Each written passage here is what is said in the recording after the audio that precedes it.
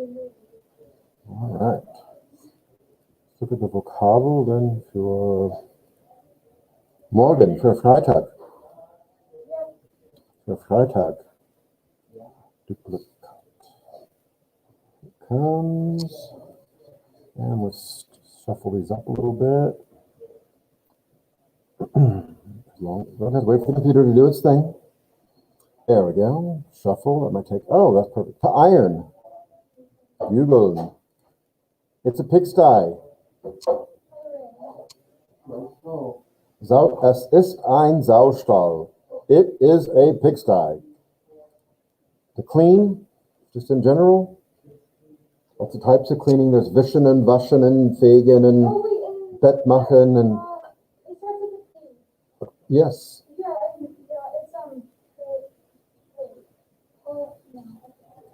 Putzen. Yes. What is a, or who is a Putzfrau? That's it.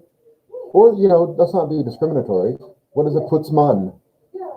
A cleaning man. Cleaning man. I am a cleaning man. Perfect. We had a discussion in one of my classes a little while back, well, years back, about, she said that they had a domestic. Ever heard that term before? A domestic. Yeah. I didn't know what it was either. I said, what's the difference between what does your domestic do? Well, she cleans and she does do some cooking sometimes, and she, you know, takes care of the, sometimes of the kids, you know, a little bit when the parents are, sometimes she stays with us whenever the kids are, or the parents are out of town. To do laundry? Wäsche waschen. Good. I mentioned the quizzes tomorrow. Vacuum cleaner, not the verb, but the thing. Oh, we're good. Staubsauger. Make a bed. Das Bett machen. Tidy, in order, orderly. Ordentlich. Dirty, filthy. We've got two words for this, so just dreckig, that's the one there. To sweep. Fegen. The laundry. We already mentioned this. Die Wäsche. Die Wäsche. Because die Wäsche waschen is to do the laundry. So that must mean that's what it is. To rinse, I keep meaning to change that, but I don't. Rinse. Spülen. Clean. The adjective clean. We have a verb to clean and an adjective clean. You say to clean, and once you clean it, it's clean. Sauber. Sauber. To set the table.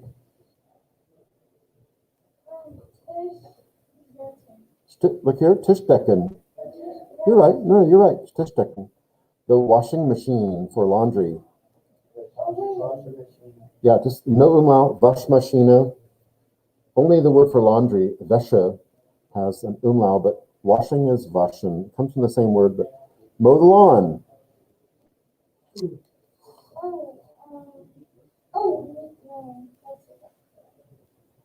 Den Rasen mähen. What's a Rasenmäher? Like Staubsaugen becomes a Staubsauger. Rasenmähen is a Rasenmäher, the actual tool that you work. The dryer, like a laundry dryer.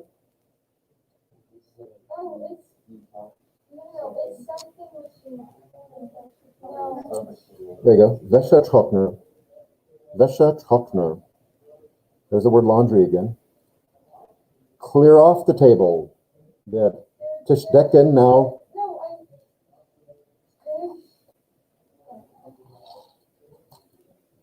Abräumen. Ab means off. It can't mean that.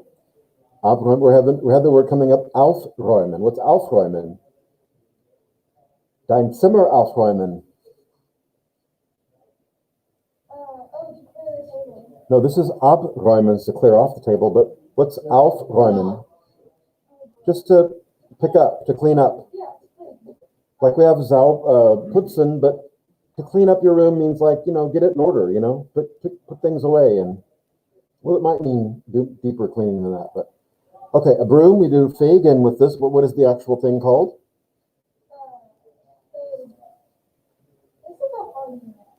Ah, basin. You're doing fine. Der Besen. With the basin, you fegen. Like in English, two separate words. With the broom, you sweep. Wipe or mop. Almost like waschen. It's almost identical. Wischen. Oh, I thought about this. Your windshield is called a Scheibe on your car. What are Scheibenwischer? Yeah, windshield wipers. Wischer. Scheibenwischer, windshield wipers. To wash, we already had this in a different form. That's to wipe. What's waschen, yeah? Okay. Take out the trash.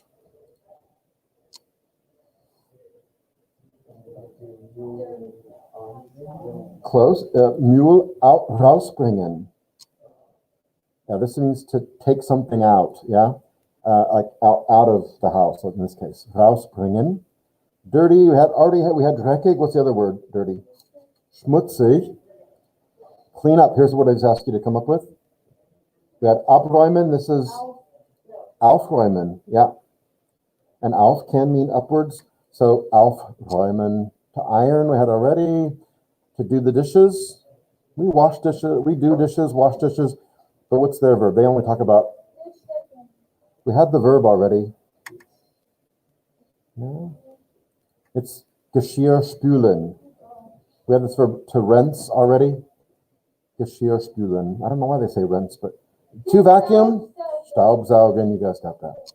Good. I wanted to just this quiz is tomorrow. Okay, you know that. But just to give you a little preview of next week's vocabulary. No big deal. 17. Duvet, right? Let's shuffle it up then, so you remember that. Coffee maker. Right? We had this in our reading yesterday. That's the verb to make coffee, but the machine itself, though, that does it. I had it in that little thing about the filters yesterday. Here it is, guys. Kaffeemaschine. Kaffeemaschine. Yeah, you were. Kaffeemaschine. Ironing board. We have bügeln, but the verb. But what is the ironing? You gotta have an ironing board. Here it is. Das Bügelbrett. Brett. We had the word Brett before, like that bulletin board. We call that a Brett. A board, right? Bulletin board. Here's an ironing board. Bügelbrett. Pillow. This is such a sweet word. Ready for this? You never guess it. Ready? Kissen.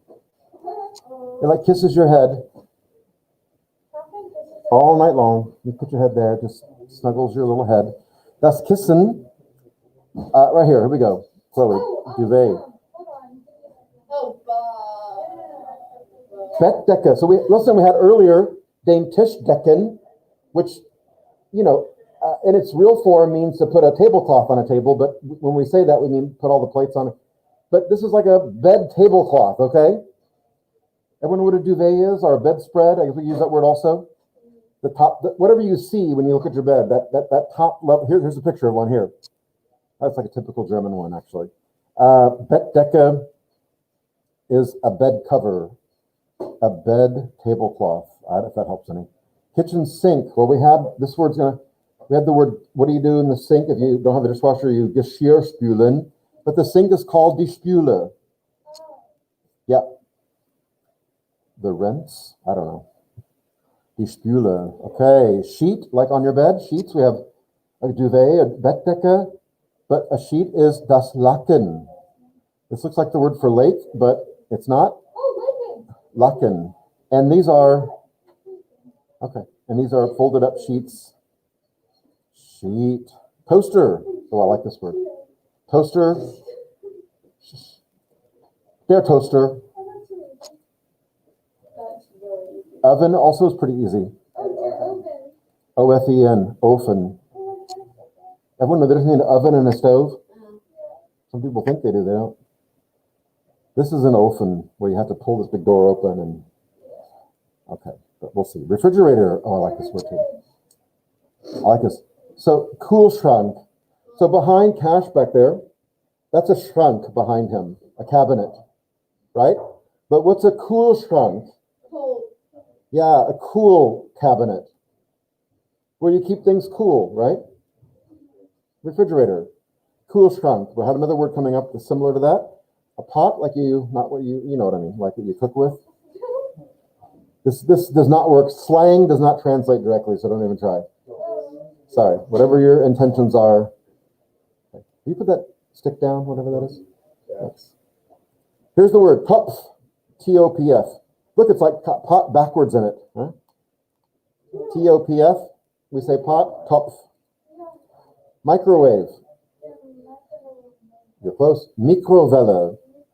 And Welle is the word for wave, like on the ocean, or also a wave, like a radio wave, is also called Welle. So it really is the same, like translated. Micro is micro, microwave. There you go, Mikrowelle. Stove, where we had der Ofen. This word makes no sense with English at all, but the stove top, like where you put the Topf, the pan, the pots. This is called der Herd, right here, with the burners, Herd. Blanket, we had Bettdecke, we had Laken. What about a blanket? Die Decke. The Bettdecke und Decke. Something heavier than a sheet, right? Dishwasher, do we have that? No, we didn't have that word. We had Waschmaschine. This is a Spül, back with the Spülen again. With dishes, it's all Spülen. You do it in the Spüle, you spülen, Geschirr spülen, or maybe you have a Spülmaschine. A pan, we had Topf, but a pan is deep Pfanne. Deep Pfanne. Here's it. Now, what is a Pfannkuchen? It's actually something you eat. A Pfannkuchen. Say it again. Pancake. Kuchen, cake, Pfanne, pan. There you go. Pfannkuchen. Iron, the actual thing you iron with. Bugeleisen. I think I remember telling you that Eisen is the word for iron, like the element iron, okay? Bugeln is the verb to iron, so Bugeleisen. Freezers, we had Kühlschrank, and this is a Gefrierschrank. Because gefrier or gefriert, it means it's frozen, and so Gefrierschrank is a freezer. Also a cabinet where you freeze things, right? Or, yeah, store things like that. Okay, that'll be the next one, just to telling you other household stuff. But that's not for this Friday. That's just for next Friday. Let's see here. Oh, I don't want to see that. Okay. Everybody still with us? We got a few people on there. Yeah. All right. Okay. Let's, whoa, what was I talking about yesterday? Oh, yeah. Okay. Not about this, was I? Subway map stuff? No, that was a different class. Wasn't it? Maybe? Who was listening? Were we really? Are you? Of the subway? Yeah, because I remember. Oh, that was 2 days ago. Yeah. Or, that's right. I was not yesterday. You are correct. That's what I'm trying to remember. Anyway, let's just look at the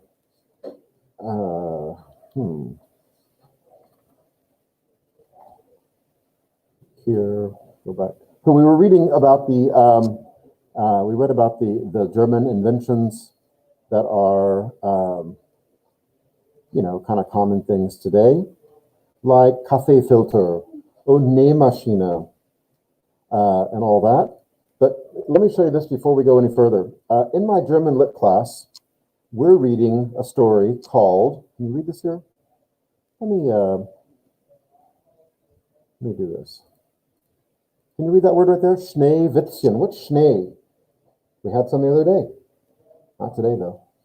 Snow. Any guesses? This is a German story. Schneewittchen. Snow White. Right. We're reading this. This is the original story. And I've told you before, right? These are not Disney's stories. Disney changed these stories probably for the best for the American young children. But German children get to hear these ugly stories. Well, they've got a lot of weird motifs, I would say. But right here, as we were reading yesterday, I noticed that some of our vocabulary popped up. And I'm going to show you how it is here. So, Right, I'm going to try to blow this up a little bit so you can see it. Right here. This is when Snow White has fallen asleep in the dwarf's house. And I don't know if you can imagine the more frightening thing. You probably could, but when Snow White wakes up, there are 7 dwarves standing around her bed, staring at her. That might be, I don't know. I'm not saying anything, I'm just saying that would be an odd situation that I hopefully you never, well, I hope you're never in some strange bed to begin with at all, but. So here's what the dwarves say to her. You got all kinds of questions, but this is what they ask her. Wie heißt du? Look what she says back. Ich heiße Schneewittchen. And the second question, which should be the first question. Wie bist du in unser Haus gekommen? How did you what? How did you get in our house? Right. Well, she tells them how she gets in the house. Oh, my stepmom tried to kill me and hired a hunter to stab me and take out my lung and liver and take it back to her so she could eat it cooked in salt. And she's really vain and she'd rather have me dead than have me more beautiful than she is. But on the other hand, dwarves, I'm only 7 years old also. So I really don't know how they're judging beauty these days, but it seems a little bit young to be saying that I'm more beautiful than the queen. But that's not important. When someone's trying to kill you, you just run away, right? And that's what I did. The hunter even thought I was beautiful. And because of my beauty, my 7-year-old beauty, he let me go. And I ran and ran and ran all day till I came to your little house. And that's what I'm doing here. Okay, here's where we go. And then they asked her this question right here. Now see if you recognize any words here. She says, they say, willst du unseren Haushalt? What's a household? All we're talking about, household. And versehen, like to look after. So willst du unseren Haushalt versehen? Here's the thing, kochen. What's kochen? What do you think betten is? Make the beds. Waschen. Wash everything, right? Nähen, the new word. Oh, no, we had yesterday. The Bernina, the machine. What's nähen? Sorry? So that Nähmaschine was sewing machine. This is like sewing, but you do it by hand, or I guess you can't. Stricken. It's close to sewing, but it's a bit like something different though. What's stricken? Maybe their socks or their little hats they wear. See, they've got little Gerald here in his hat. Stricken is to knit. You guys know what knitting is? K-N-I-T? Yeah. Knitting. So nähen, stricken. And here's another word. And as we're reading that's German too. Willst du alles ordentlich halten? What's ordentlich? Be on the quiz tomorrow. Order? No. Orderly, tidy. So they're asking her if she'll do all these things for them, for their house. Cook, clean, wash the laundry, make the beds, do the sewing, do the knitting, keep all their clothes and keep everything orderly. And this word reinlich is another word for clean. Keep everything in order and clean. So kannst du bei uns bleiben. Then you can stay with us. And she says, look below here, they misspelled it. Ja, sagte Schneewittchen. Von Herzen gern. I'd like that. From my heart, I would like to do that, yeah?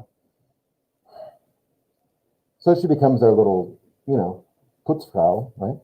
And, but no, they care for her. But anyway, that's right. Isn't that cool? There you go, real life. Willst du unseren Haushalt kochen, betten, waschen, nähen, stricken, ordentlich?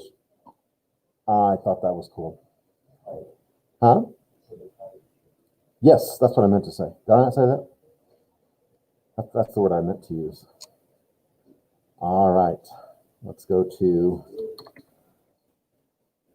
Good. So yesterday, that's why I said nähen, and I thought we would know because we had a thing here on the Nähmaschine. And in that article, it used the verb nähen, right here. Nähen is kompliziert. So they asked her, can you nähen und stricken? And betten, see, we have a phrase, Bett machen. But that, by the way, the fairy tales are written they're written, well, not written, I mean, they're actually written down in the 19th century. So there's a lot of words that are older, and betten would be one of those words. But there is a verb, people would still know it, betten, which means to make beds. But people today say bed machen. I don't know why, but all right, just so you know. Okay, good. Now, we were reading about this here. That's what I want to finish. I forget who was reading, though. Was it Graham? About the house cleaning thing? Okay, so by Schäden, if there's damage in Zimmern, in rooms, reparieren Sie die Schäden. What do these people do? If something's damaged, what do they do? Or what can they do? Right, so you got a chair or a couch or a TV table that's something or other. They'll come in and then I think we read off, we got pretty far here, Graham. They work, where do they work? In Heimen, which are nursing homes. What are Krankenhäusern? Hospitals, hotels, restaurants. So in restaurants, you have furniture, right? Things that get damaged all the time, probably. And they come in, they do a deep clean, and they can repair things. They're trained to do all this kind of stuff. Now, this word here, die Ausbildung, which they translate as the training. It also can mean education. Die Ausbildung, that might sound weird to you guys. This is how, this is the way that the German, what do you say? Like a lot of the career type paths you can take. This is the way they work. Die Ausbildung dauert 3 Jahre. So you don't just get hired on with the company to clean houses and it's like, yeah, you're part of the crew. Let's go. It's a 3-year-long training. Some classroom training on how to clean things and repair things.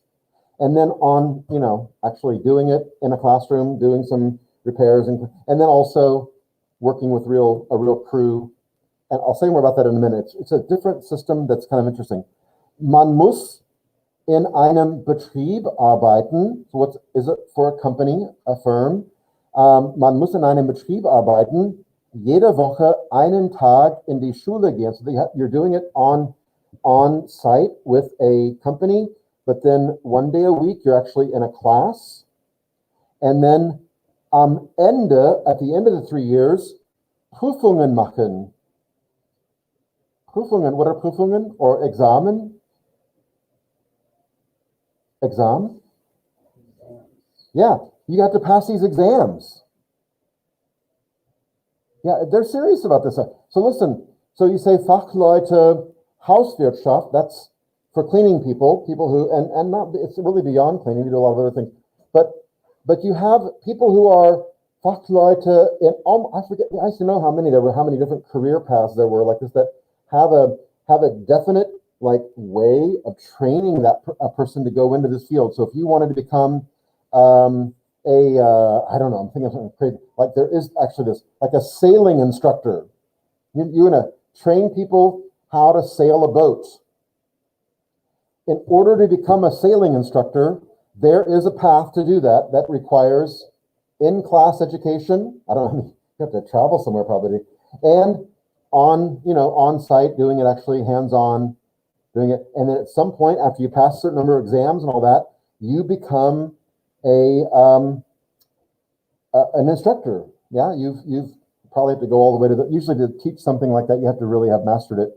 But this also, we have similar things like this, but only with a few careers anymore. It used to be more like this before, but now we do a lot of we'll just teach you on the job how to do it. But it used to be very formalized here, but a couple things are, two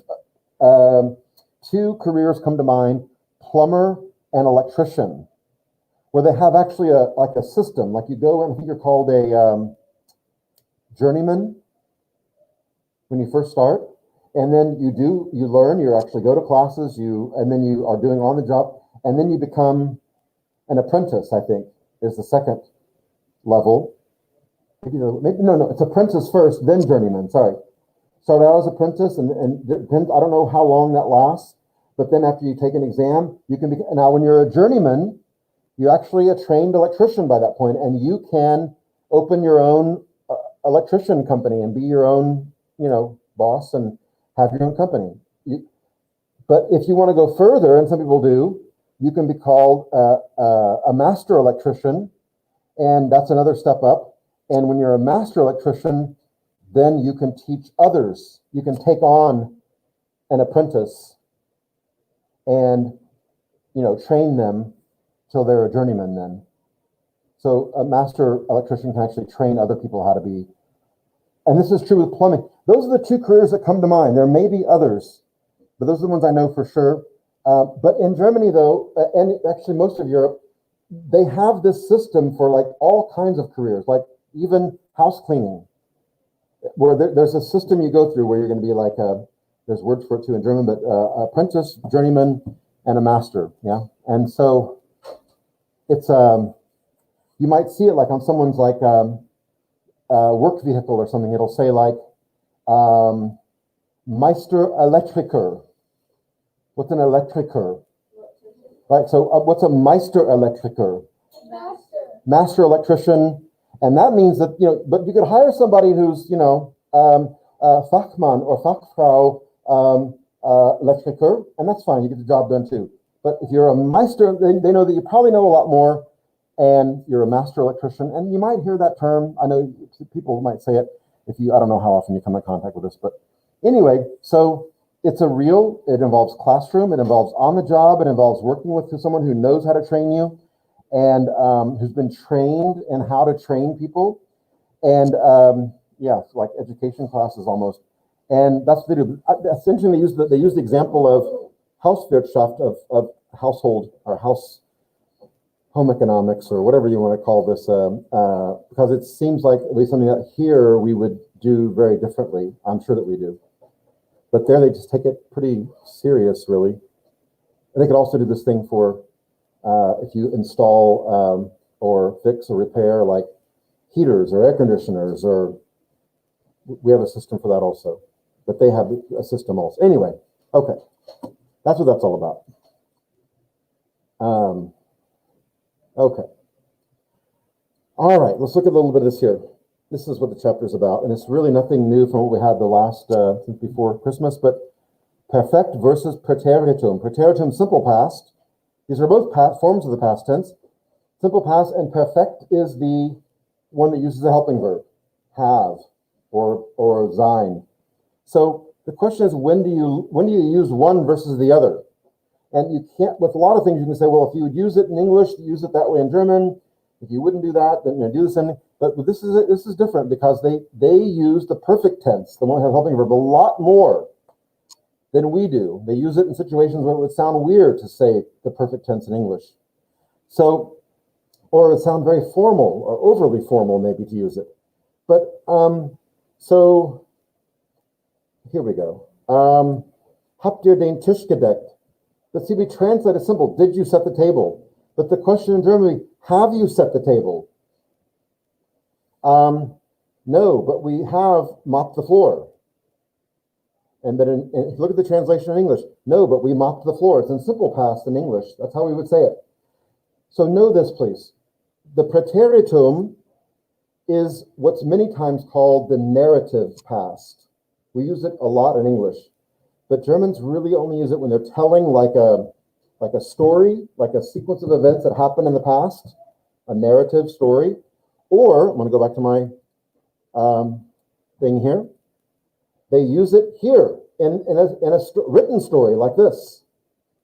So if I go back to the top, the very first three words I see here are how, look up here please, are how almost all fairy tales begin with these three words. Es war einmal. Once upon a time. Right. And war is the past tense of the verb to be. Simple past, preteritum. And then I look for her and I see more. I see vielen. I see saß from sitzen. I see hatte from haben. I see nähte from, which, oh, look, there's that word again. What's nähen? It's what the queen's doing here. Right there, I've actually three times today. What's nähen? To sew, but it's actually past tense. She sewed.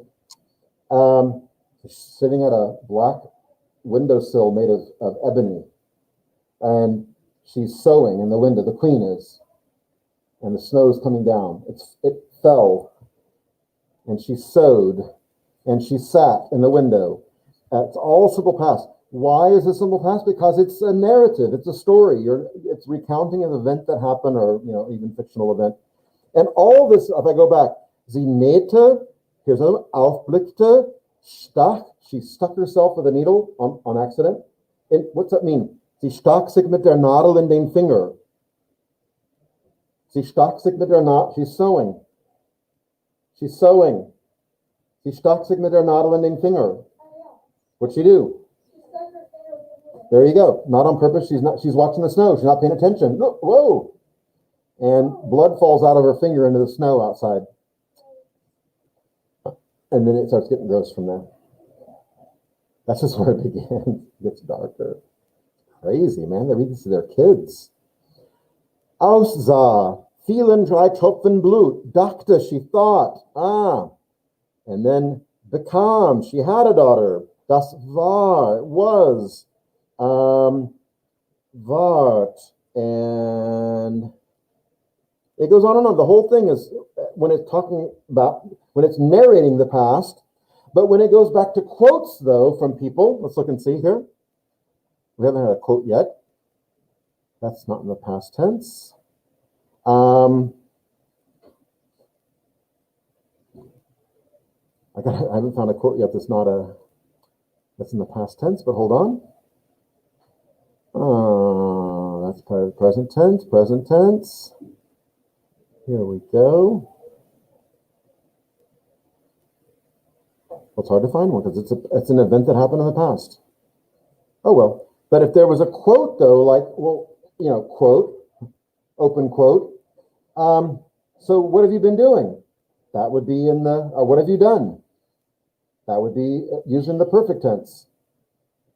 What was that? Am I hearing things? Okay. I don't care if someone's phone. It's just like a beeping sound. Did I just hear something?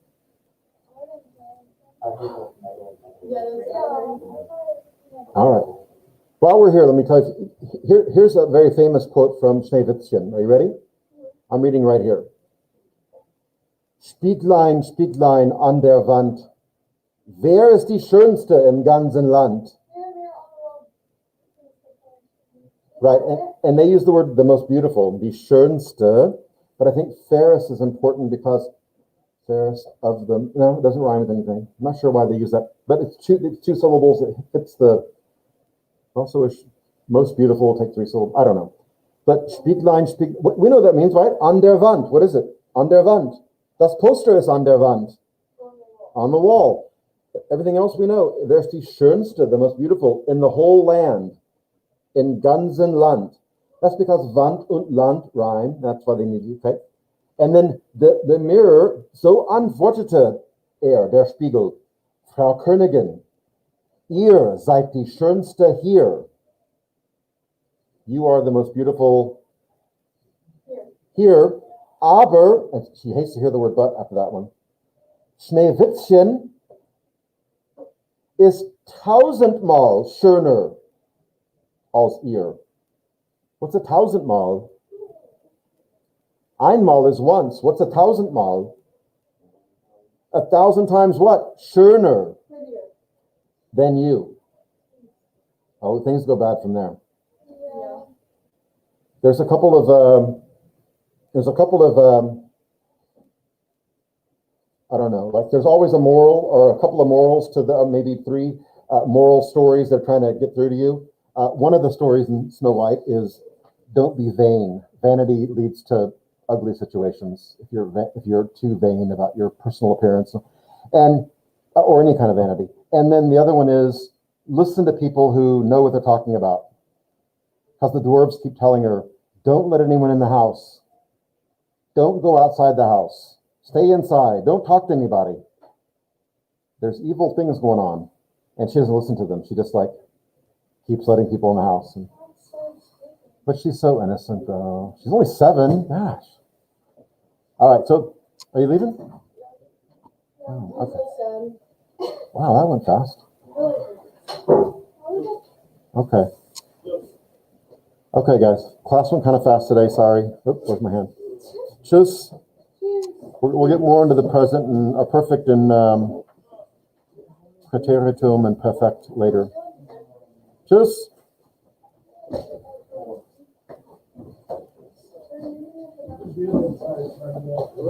Sophia, I'm gonna have you take it, the quiz at home, while I give it. So I'll give it, and you'll be hearing me give the words here, and then I'll just want you to submit it on a doc. Okay? Thanks, Sophia. I need to wait for the bell. Guys, wait for the bell. Guys, get them, would you? Call them back, would you? Hold back. They did that yesterday. Tschüss.